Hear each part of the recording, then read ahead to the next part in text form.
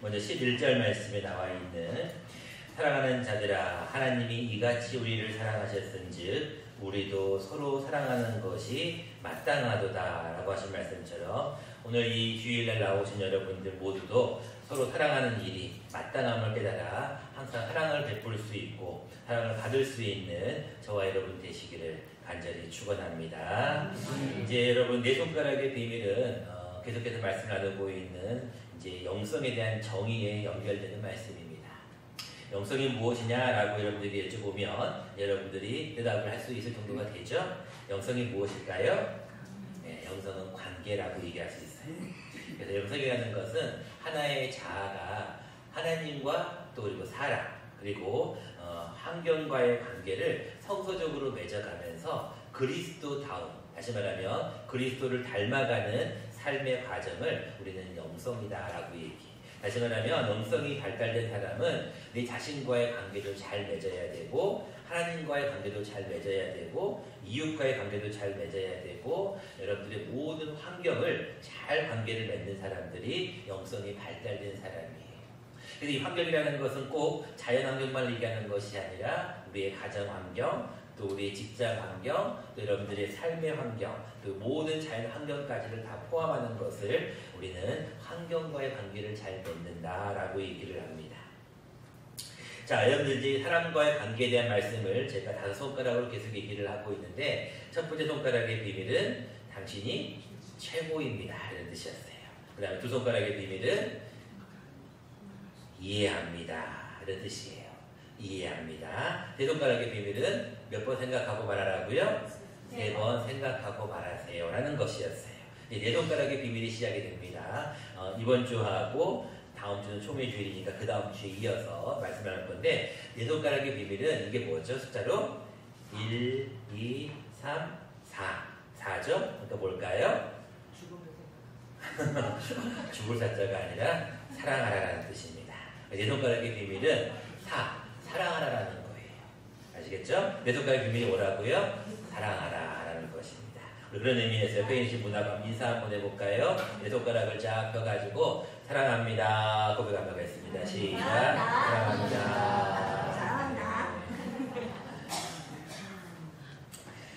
자, 여러분 제가 사실 여러분과 함께 5월 20일 날 처음 와서 말씀을 나누었던 말씀이 사실은 이 말씀입니다. 이제 딱 오늘로 3달째가 된 것 같은데 다시 이 말씀을 제가 묵상하면서 이 사랑이라는 게 과연 무엇일까에 대한 또 많은 생각을 해보면서 이 말씀을 준비했습니다. 여러분 사랑이 무엇이냐라고 물으신다면 뭐라고 얘기해야 될까요? 사랑이 무엇냐고 물으신다면 뭐라고요? 사랑이요.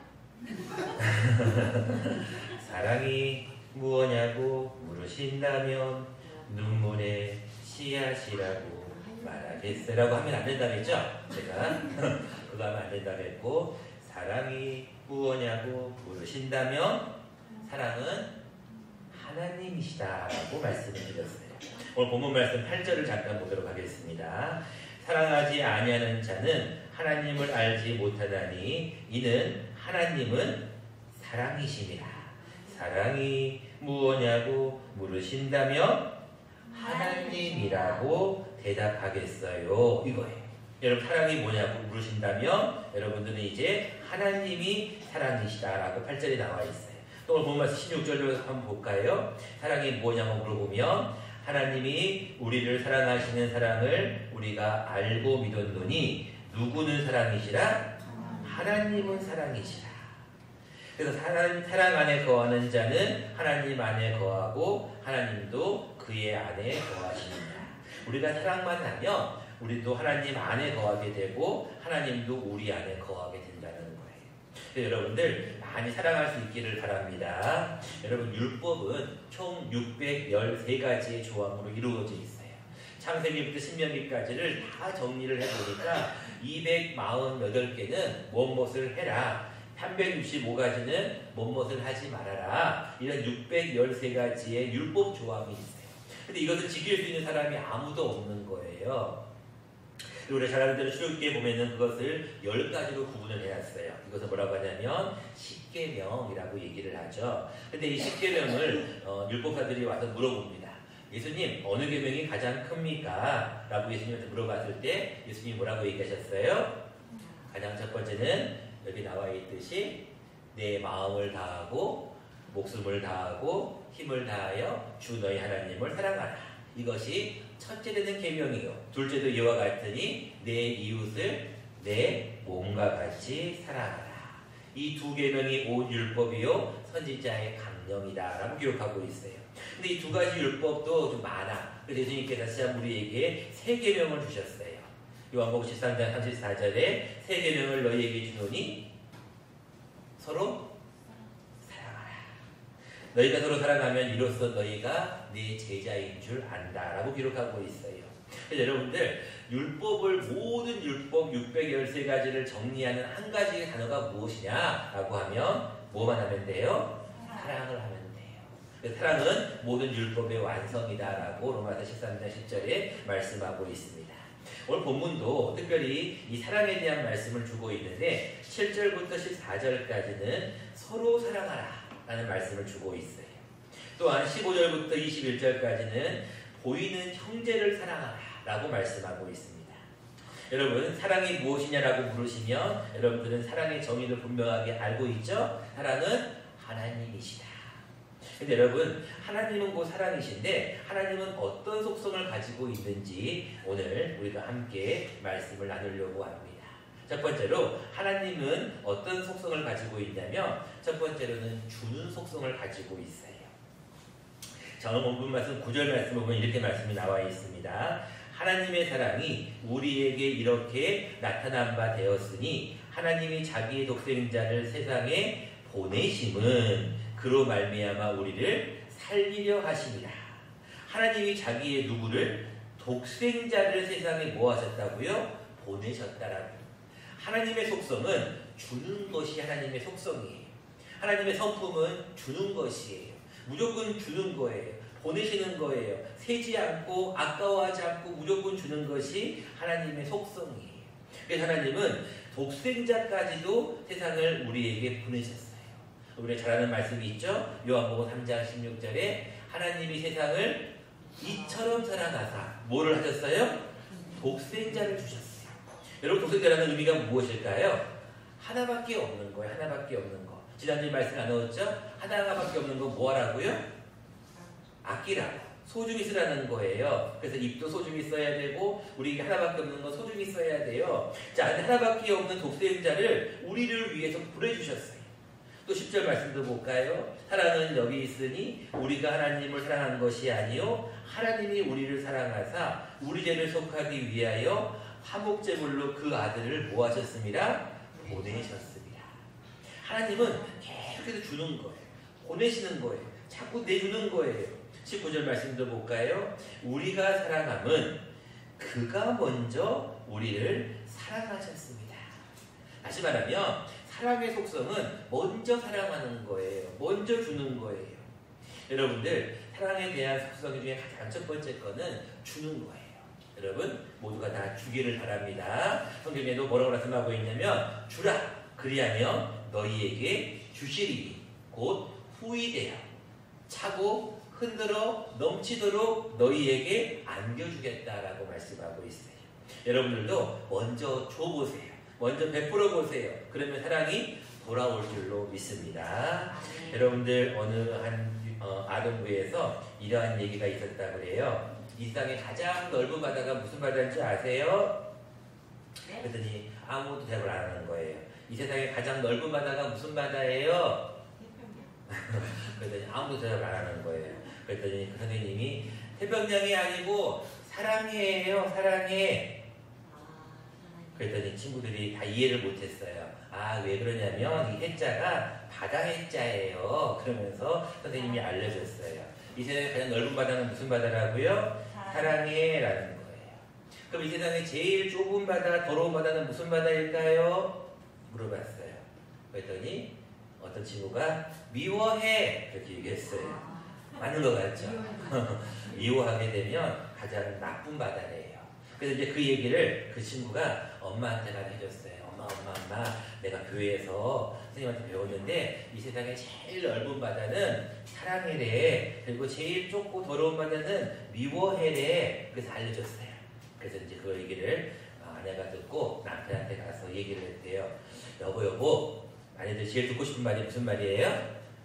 사랑이라는 말이잖아요. 그래서 여보, 내가 당신한테 퀴즈를 낼 테니까 맞춰봐. 그랬어요. 뭔데? 이 세상에 제일 넓은 바다가 무슨 바다일까? 그랬어요. 그랬더니 남편이 알까요? 모를까요? 몰라요. 당연히 모르겠죠. 알 수가 없죠.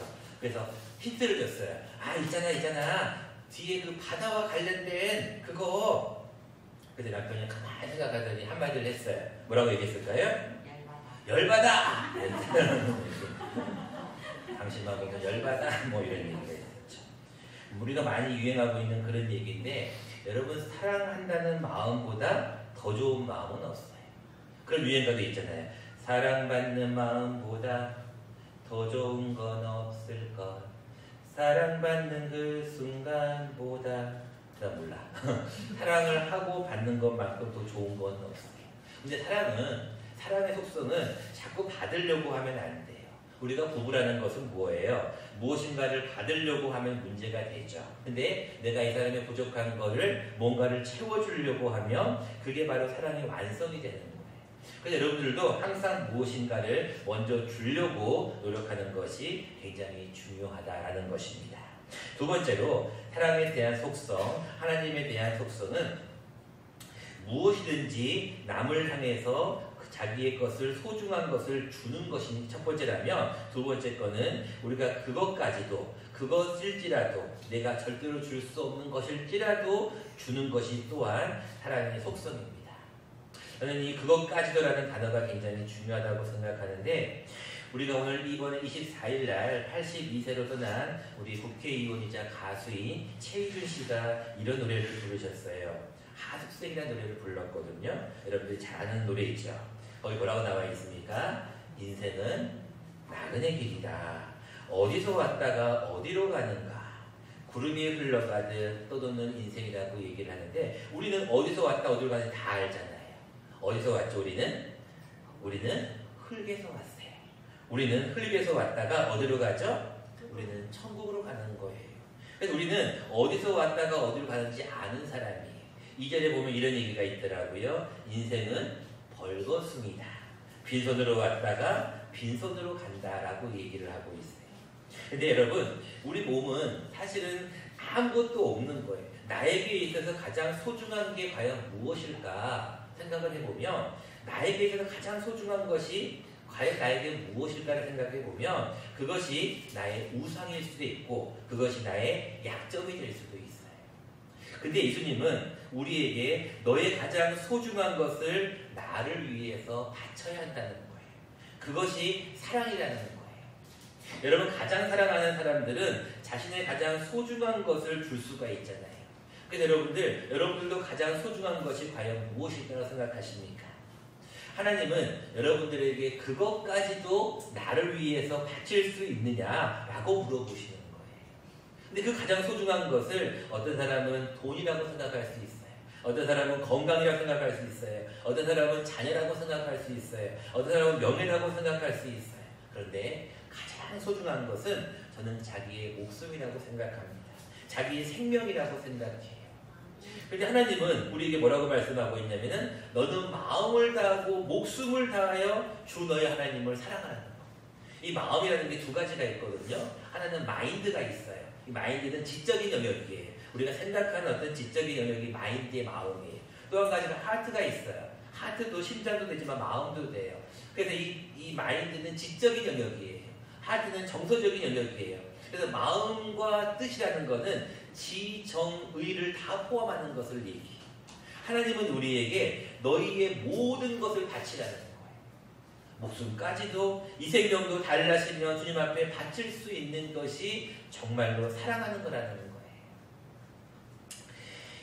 제가 이번에 최희준 씨의 어떤 그 돌아가시는 거를 보다가 그분의 어떤 인생 이야기를 듣다가 갑자기 가만히라는 어떤 그런 노래가 갑자기 떠올랐어요. 왜냐하면 이 사랑에 대한 속성 가운데 가만히 효과가 있거든요. 이 가만히 효과가 뭐냐면 어떤 뭐 이런 돌돌 많은 그런 가만히가 아니라 가만히 이런 그 노래 가사가 있더라고요. 혹시 제가 불러볼 테니까 여러분들 무슨 노래인지 맞춰보세요. 나는 가슴이 두근거려요. 뭔지 아세요? 저요. 네, 뭔 노래죠? 토요일 대답이 뭐죠? 까먹었어요. 더 들어보세요. 당신만 아세요. 17살이에요. 가만히 오세요. 요리조리로. 자, 여러분들 그 노래를 알려주려고 하는 게 아니라 가만히 효과를 알려드리려고 이 노래를 알려드리는 겁니다. 가만히 효과는 이겁니다. 따라해볼까요? 가만히는 가자. 한번 따라해보세요. 가자. 가자. 두 번째는 만나자. 만나자. 세 번째는 이해하자. 이해하자. 이 세 가지만 잘하면 사랑을 잘할 수 있어요. 그래서 요즘 젊은이들이 가자를 가자라고 요즘 많이 이해를 해요. 가자. 여러분 가면은 만나게 돼요. 가면은 누구든지 만나게 돼. 근데 안 가면 아무도 못 만나.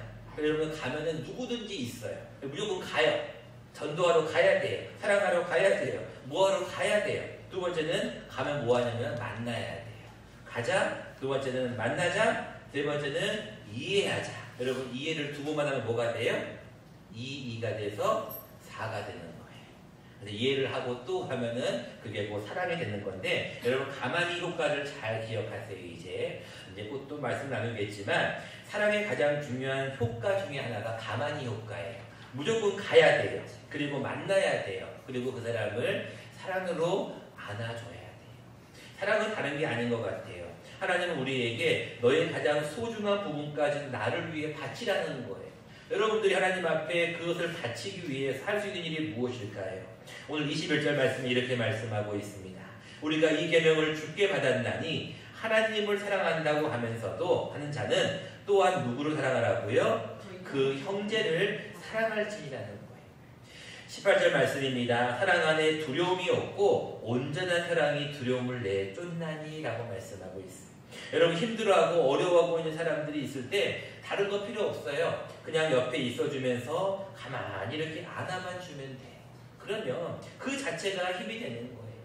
여러분 어려워 있는 사람들에게 많은 말을 하려고 하는 것보다 가만히 한번 안아주는 효과가 얼마나 큰지 모르겠습니다. 이제 말씀을 맺고자 합니다. 하나님 오늘도 우리에게 네 손가락의 비밀을 통하여 사랑하라 라고 말씀을 하고 있습니다. 사랑의 속성은 하나님이십니다. 하나님의 속성은 가장 첫 번째가 주는 것이었어요. 두 번째 속성은 그것까지도 내가 가장 아끼고 있는 그것까지도 내가 이것만큼은 절대로 줄 수 없는 그것까지도 우리가 주는 것이 진정한 사랑이다라는 걸 기억하시고 여러분 이 한 주간 주위에 있는 많은 사람들을 만날 때마다 우리 가만히 효과 잘 기억하셔서 가서 만나고 이해하고 또 이해해서 사랑할 수 있는 저와 여러분 되시기를 간절히 축원합니다. 고마워.